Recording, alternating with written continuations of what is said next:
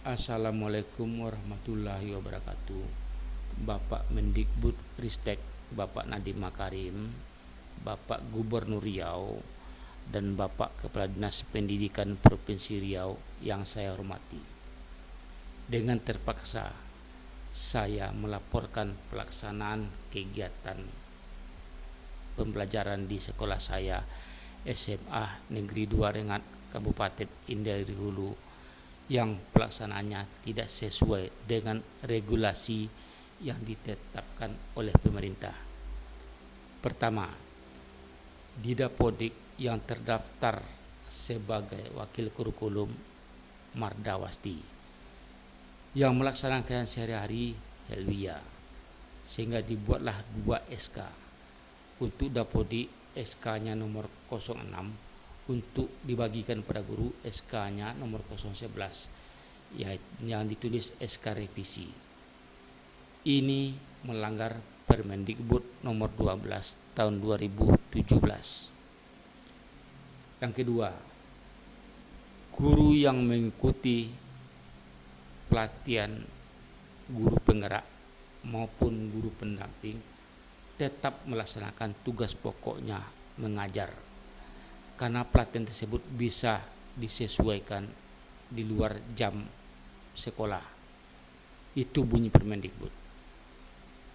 Tapi oleh Helwia, dia yang ikut sebagai guru pendamping, selama pelatihan boleh dikatakan hampir tidak masuk dia mengajar.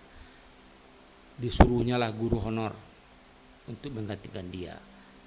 Kalau guru honor tersebut mengajar pula, anak-anak tidak belajar. Ini melanggar Permendikbud tentang guru yang ikut sebagai guru penggerak maupun guru pendamping. Yang ketiga, ini yang lebih parahnya. Helwia ini memasukkan anaknya Didapodik yang bernama Ruzikna sebagai guru honor. Sementara anak dia Ruzikna ini tidak pernah sebagai guru honor di sekolah tersebut. Bahkan sekarang anaknya kuliah S2. Tentu ada tujuan yang menguntungkan diri sendiri, yang merugikan negara dari pelaporan pendaftaran anaknya Didapodik tersebut.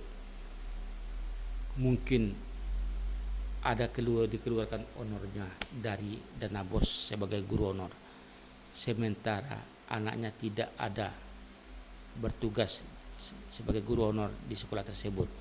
Berarti ini data fiktif, melanggar hukum pidana dan melanggar PP nomor 54 tahun 2021. Yang keempat,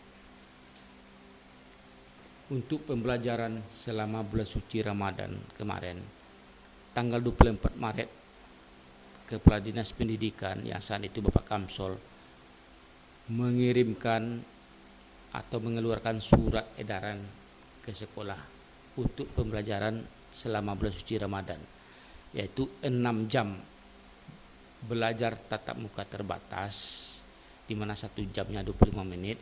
Setelah itu diselingi dengan kegiatan pesantren kilat atau kegiatan keagamaan. Tetapi di SMA Negeri 2 Rengat, oleh Helwia ini yang menempatkan diri sebagai wakil kurikulum, itu selama 1 hari itu dalam bulan suci Ramadan, anak hanya belajar pesantren kilat aja. Tidak ada proses belajar mengajar. Yang herannya kepala sekolah tunduk aja. Sehingga ini merugikan siswa. Sudah hampir 2 tahunan tidak belajar tatap muka, hanya belajar online, yang hasilnya boleh dikatakan tidak maksimal. Saat waktu yang sedikit yang diberi panduan atau arahan oleh kepala dinas supaya belajar tatap muka tidak diindahkan. Ini merugikan siswa. Begitu juga setelah bulan suci Ramadan, setelah libur lebaran, mulai sekolah tanggal 9 sampai tanggal 13 minggu pertama sekolah sudah lebaran tersebut, tidak ada pelaksanaan belajar mengajar. Selama seminggu itu dilaksanakan untuk kegiatan persiapan perpisahan kelas 12 dan kegiatan persiapan upacara. Hampir 1 bulan siswa tidak belajar. Begitu beraninya menentang keputusan kepala dinas. Di Rengat ini saya lihat tidak ada sekolah lain yang tidak belajar, baik dalam bulan puasa maupun sesudah lebaran. Hanya SMA Negeri 2 Rengat aja yang berbuat begitu. Begitu beraninya. Saya akan bercerita sedikit tentang bagaimana sekelompok kecil di sekolah itu menguasai, mengendalikan kegiatan di sekolah. Siapapun yang masuk sebagai kepala sekolah di SMA 2 ini, jika tidak mau mengikuti kemauan sekelompok kecil ini, mereka tidak akan mengikuti perintah kepala sekolah. Waktu itu kepala sekolah baru, yaitu Pak Dasril, pertama masuk ke SMA 2 Rengat itu tahun 2018. Dia stres ceritanya kepada saya. Ditengoknya anak berkeliaran di jam-jam belajar. Dia pada sering keliling-keliling sekolah itu di jam-jam belajar. Anak berkeliaran, sehingga dia sering mengatakan, saya pimpinan di sini.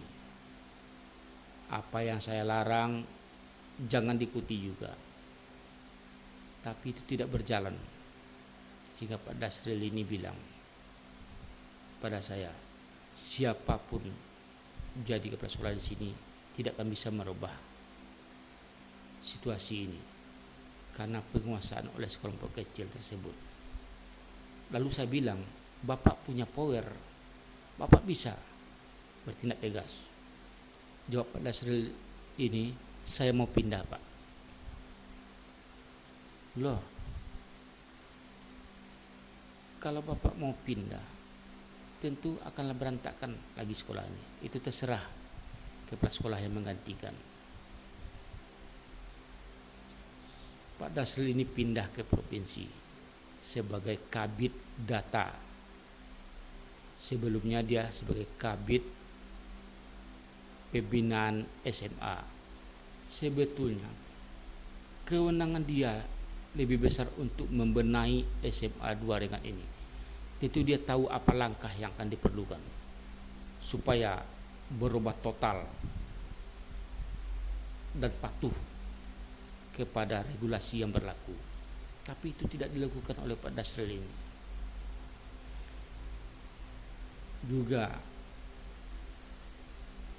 ada saya jumpa dengan mantan kepala sekolah SMA 2 Rengat ini, Bu Nelma Sari. Beliau mengatakan, pertama dia di sekolah SMA Negeri 2 Rengat sebagai kepala sekolah, stres dia. Berkeliling-keliling dia di jam belajar, anak banyak berkeliaran, tidak belajar, guru lambat masuk, sehingga hampir tiap bulan Pak saya mengadakan rapat. Stres saya di sekolah itu. Begitulah keadaan di sekolah tersebut. Sebetulnya banyak yang ingin saya ceritakan, tetapi mengingat waktu, kenapa saya mau memberanikan diri menceritakan keadaan di sekolah ini? Karena saya berpikir setiap rakaat kita sholat selalu kita baca ihdinas siratal mustaqim, tunjuki kami jalan yang lurus. Tunjuki kami, berarti kami itu semua yang mengetahui hal-hal yang tidak benar itu harus saling meluruskan. Jika kita tidak mampu meluruskan, bisa kita mungkin melaporkan kepada yang lebih atas. Hal ini pernah saya ceritakan kepada pengawas sekolah, karena pengawas sekolah di depan rumah saya, tetapi tidak dipedulikan. Nampaknya menyelamatkan diri masing-masing. Jadi saya berpikir kalau ini dibiarkan, saya pun ikut berdosa, karena saya 3,5 tahun lagi pensiun. Saya lihat makin hari tidak ada perubahan di sekolah tersebut, bahkan lebih parah. Jadi saya lihat guru-guru lainnya banyak juga yang tidak setuju tentang sistem pelaksanaan pendidikan di sekolah ini, tapi tidak berani, hanya ngomel-ngomel di belakangan. Saya daripada menanggung dosa, karena saya berkeyakinan Ihdinas Shiratal Mustaqim, tunjuki kami jalan yang lurus. Kami itu semua kita bertanggung jawab meluruskan hal-hal yang tidak benar yang terjadi, yang kita ketahui. Jika kita tidak mampu, laporkan ke yang lebih. Makanya hal ini saya laporkan kepada yang lebih atas, supaya tidak menjadi beban merasa bersalah bagi saya. Karena sudah 3 pejabat yang datang ke sekolah tersebut tentang laporan kasus yang pernah masuk koran tentang sekolah itu, baik itu guru yang tidak masuk mengajar, melakukan pungutan, melakukan kumpul-kumpul saat COVID, menjual buku, menjual pakaian. Sudah pernah datang kepala bidang pendidikan SMA waktu saat masih di kabupaten, yaitu Bapak Ujang Sudrajat. Setelah itu tidak berubah juga. Timbul lagi kasus pungutan. Ada laporan masuk koran yang melaporkan, meminta kepada gubernur, sehingga gubernur mengirim kepada dinas pendidikan yang waktu itu Bapak Rudianto datang ke sekolah, sehingga beliau marah. Dikumpulkan semua kepala sekolah SMA se-Inhu, disuruh tanda tangani fakta integritas supaya tidak berbuat lagi. Tapi tidak juga berubah, khusus SMA 2 Rengat ini saya lihatnya, karena dia menganggap sekelompok kecil ini apa tidak aja itu. Sebab kalau pejabat itu sudah pergi, maka mungkin masyarakat akan berani melaporkan lagi. Apalagi kalau tahu masyarakat yang melaporkan itu bisa diancam diberhentikan. Setelah itu masuk berita lagi yang ketiga tentang kumpul-kumpul, tentang menjual buku, menjual pakaian seragam. Datang lagi kacap Dinas Pendidikan Wilayah 4 Rengat ke sekolah. Setelah itu tidak juga berubah, berbuat juga lagi. Boleh dikatakan orang sekelompok kecil ini menganggap bahwa itu apa tidak aja, sehingga saya yang sehari-hari di sekolah itu melihat sampai kapanpun tidak akan berubah kalau sekelompok kecil ini tetap. Jadi merasa berdosa saya. Guru-guru lain juga ngomel di belakangan, tapi tidak berani. Saya sebagai yang tua, yang tidak sesuai bagi nurani saya tidak mau itu kerjasama. Walaupun mereka kelompok kecil ini menganggap saya tidak bisa kerjasama, diturunkan SKP bagi yang takut diancam, bagi yang honor diancam mau dipindahkan, diberhentikan. Kalau yang honor, yang PNS diancam dipindahkan. Saya tidak takut, karena hampir tiap saat hati saya merontak bahwa ini harus diluruskan daripada saya ikut berdosa. Makanya saya melaporkan kepada bapak-bapak hal ini supaya bapak-bapak mengetahuinya. Itu kenyataan sebenarnya yang saya lakukan. Jadi saya tidak merasa berdosa lagi, karena saya sudah memberitahukan kepada pejabat yang lebih berwenang. Demikianlah permasalahannya saya sampaikan. Sebetulnya banyak lagi yang mau saya ceritakan, tapi mengingat waktu, hanya itu yang bisa saya sampaikan. Wabillahi taufiq wal hidayah. Assalamualaikum warahmatullahi wabarakatuh.